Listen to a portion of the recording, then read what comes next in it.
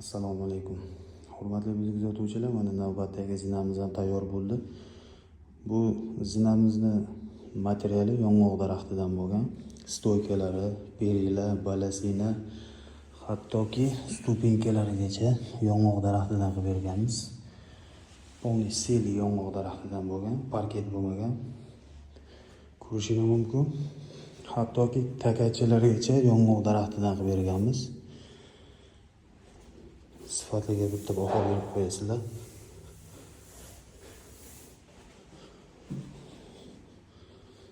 Balasinalar high-tech balasina bo'lgan. Stoykalar ham high-tech bo'lgan.